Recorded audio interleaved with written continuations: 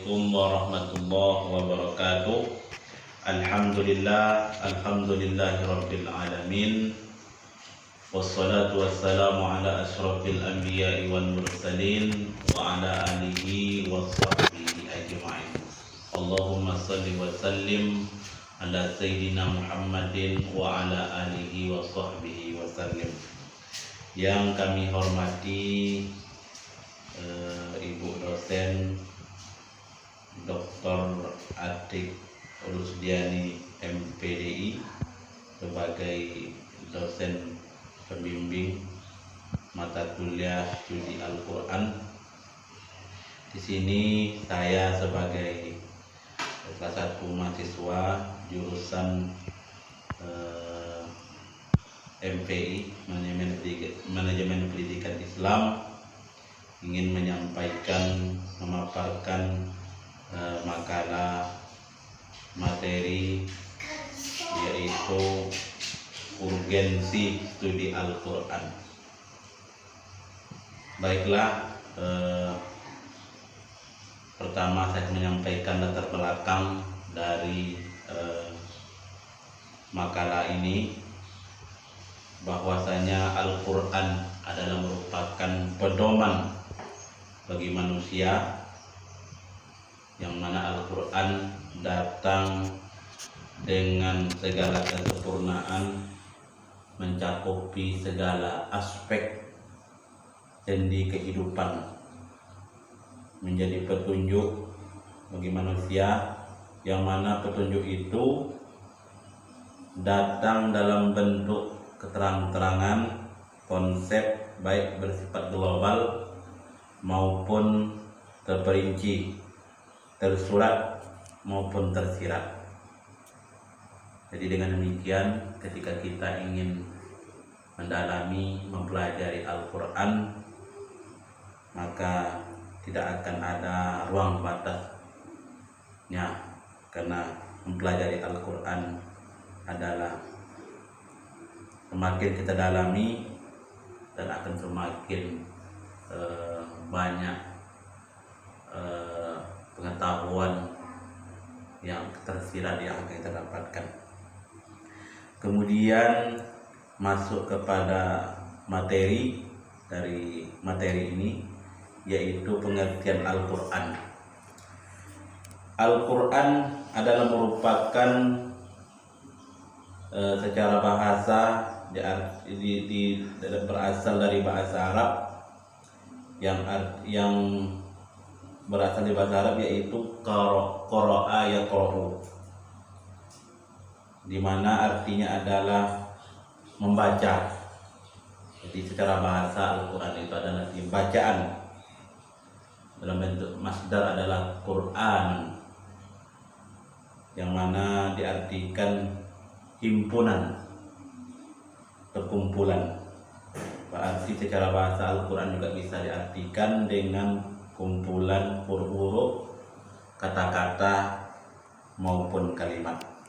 Sedangkan menurut istilah, Al-Quran adalah merupakan firman Allah Subhanahu wa Ta'ala yang Allah turunkan kepada Nabi Muhammad SAW secara makna redaksinya langsung dari Allah Subhanahu wa Ta'ala. Inilah pengertian Al-Quran. Kemudian selanjutnya, perbedaan Al-Quran dengan hadis Nabi maupun hadis qudsi. Al-Quran, sebagaimana juga kita sampaikan juga dalam pengertian tadi, bahwa Al-Quran itu adalah segala sesuatu yang hanya dinisbatkan kepada Allah Subhanahu wa Ta'ala. Maknanya, redaksinya, semuanya hanya dinisbatkan kepada Allah Subhanahu wa Ta'ala, yang diwahyukan penyampaiannya kepada Nabi kita Muhammad SAW. Sedangkan hadis qudsi, ini pengertian dari hadis qudsi ini, kalau kita lihat banyak yang dikemukakan oleh para ulama kita maupun para ahli tafsir, ahli Al-Quran. Namun di sini saya ingin menyampaikan pendapat dari Imam Bukhari bahwa hadis qudsi itu adalah hadis yang diriwayatkan dari Allah Subhanahu wa taala oleh Rasulullah SAW, disampaikan secara makna dan lafalnya oleh Nabi Muhammad SAW dari Allah Subhanahu wa taala.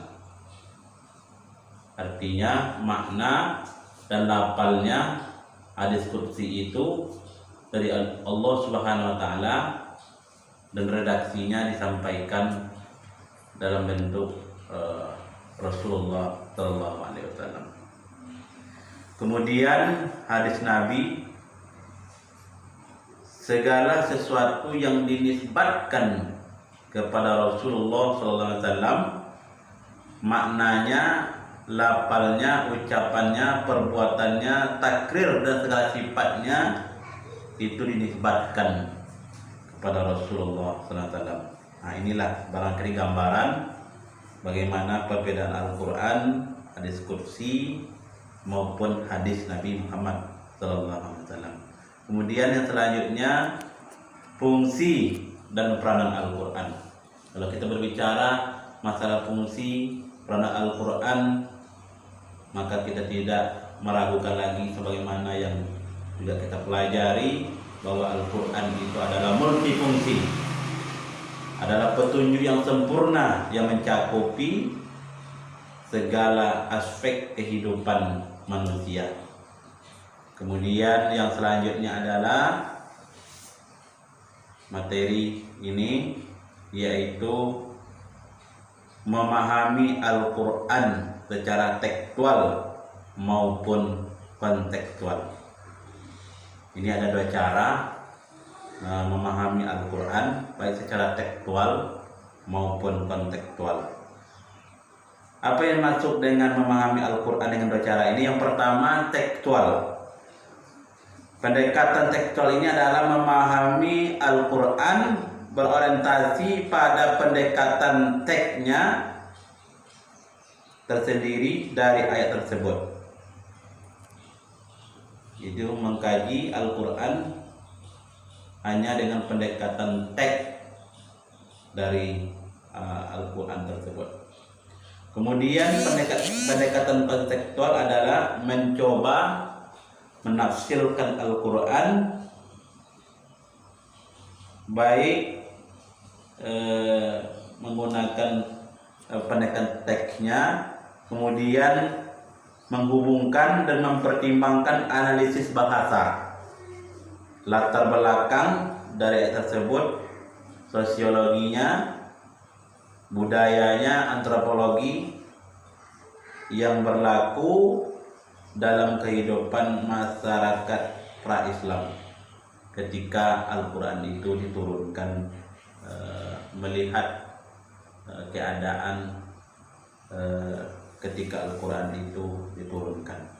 Nah, inilah cara memahami Al-Quran, mempelajari Al-Quran.